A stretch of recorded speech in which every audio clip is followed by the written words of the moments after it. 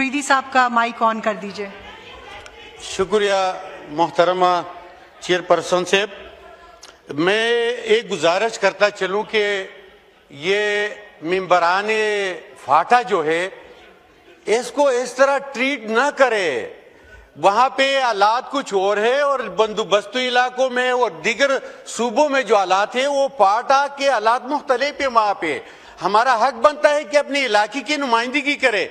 यहाँ पे तो सियासी बातों के लिए बहुत टाइम होता है, लेकिन जो वहाँ पे आवाम की नुमाइंदगी होती है उसके लिए टाइम नहीं देते। लिहाजा एक बात मैं अर्ज करता चलूं कि हमें ये ऐवान भी अजीज है और इसकी रूल रेगुलेशन भी हमें अजीज है, लेकिन सियासी मामलात में झगड़े भी होते हैं, तकारीर भी होती है, सख्त अल्फाज का इस्तेमाल भी होता है, लेकिन इस तरह रवैया जो आप लोगों ने इख्तियार किया हुआ है इस तरह नहीं होता। एक इलाके में एक औरत घर छोड़ के चली गई और एक दूसरे इलाके में पनाह ली।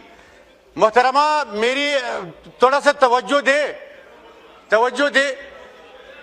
एक इलाके में एक औरत घर छोड़ के चली गई और दूसरे इलाके में पनाह ली और वहां के जो मालिक थे मकान उससे वो यही बातें करते कि आप बड़े गैरतमंद हो, आप बहादुर हो। वो आपके घर में जो पनाह लेते हैं फिर वो देते नहीं है। बहुत सारी तारीफें की उसकी, लेकिन पीछे से उसके जो घर वाले पहुंच गए और उन्होंने धमकियां दी तो वह अंदर आके उन्होंने औरत से कहा कि बाकी आपने उसके साथ जाना है, मैं आपको पनाह नहीं दे सकता।